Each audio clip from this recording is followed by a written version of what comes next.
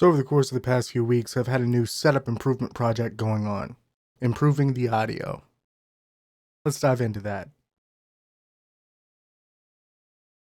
So not to disparage the darling of the Twitch universe and put a stank on the name of the Blue Yeti, it's not without its faults. But again, this is in no way to disparage the microphone. A lot of streamers cut their teeth with the Blue Yeti. In fact, it's the Coca-Cola of microphones if you're a Twitch streamer. It's synonymous with audio when it comes to Twitch. But for my use case, I had some issues with it. The first problem I had is my stream setup is actually set up inside of a converted closet. There's a lot of reverb. I've got treatments on the wall, which work to a degree, but at the same time, it just wasn't enough to really rein in the sound of the Blue Yeti and make it sound as good as I wanted. Here, don't take it just from me. Take it from me. I've got an audio clip of what I sounded like when I was using the Blue Yeti as my daily driver for Twitch stream audio. Hey everybody, what's up? Yeah, I'm doing alright. How you doing? Speaking? Sound? We're it. Got him, coach!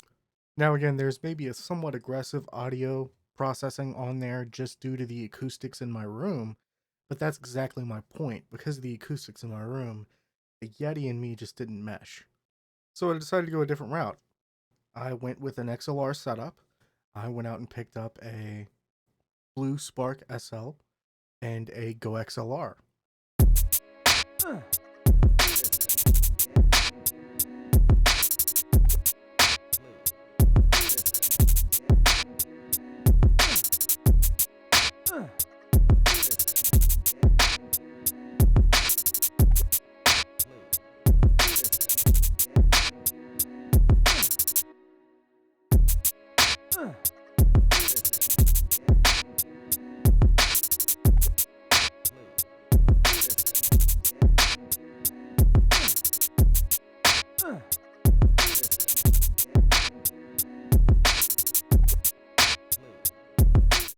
Now, before settling on the Spark SL, I did have one other consideration, and that was the Blue Ember. The Blue Ember has been highly popular of late. Since it launched earlier this year, a ton of streamers and YouTubers have recommended that as the go-to. In fact, I picked it up briefly just to do a side-by-side comparison of the two. Let me give you an idea on how that sounds. Hey everybody, this is a test of the Blue Ember microphone on the GoXLR audio interface with the mic about 3 inches from my face.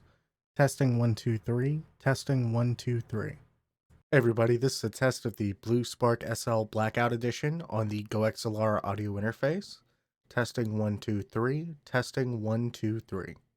So my reasoning for not going with the Ember was very similar to my reasoning for moving away from the Blue Yeti in the first place, and that was I had issues with the noise floor.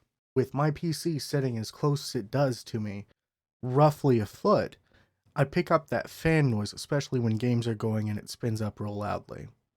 I also found I just quite like the sound of the Blue Spark to begin with. I think it's very complimentary to my voice, and you get a better idea of what my voice sounds like in real life as opposed to it being overly processed or bass boosted like I felt it was with the Ember. The other big issue I had with the Ember was the fact that it didn't come with a shock mount. The only shock mount that potentially could fit it was a $100 offering from Blue, which put the price range right in line with the Blue Spark SL to begin with. So for $60 less than I could have picked up an Ember and the shock mount, I picked up the Blue Spark SL, which is higher up on Blue's product stack and comes with a included shock mount.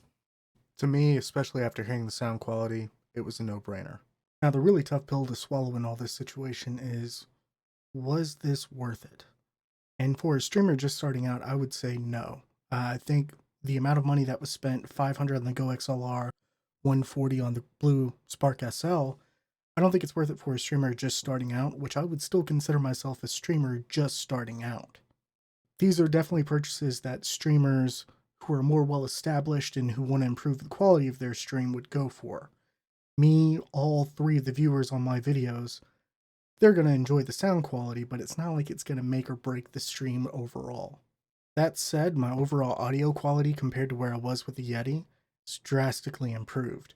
For me, it was worth the money, but I classify this as a want, not a need. For streamers who are a lot more budget conscious or just starting out and don't want to invest as much money in audio equipment, I would recommend something like the Blue Ember and couple that with the Focusrite Scarlett. Those are solid quality budget options.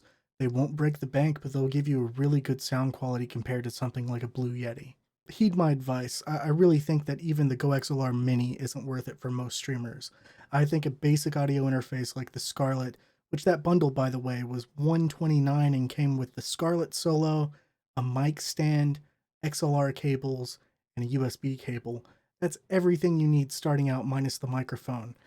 Add the Ember on that, you're looking at $225 for a full setup, as opposed to this and the GoXLR, which was about 3 times as much.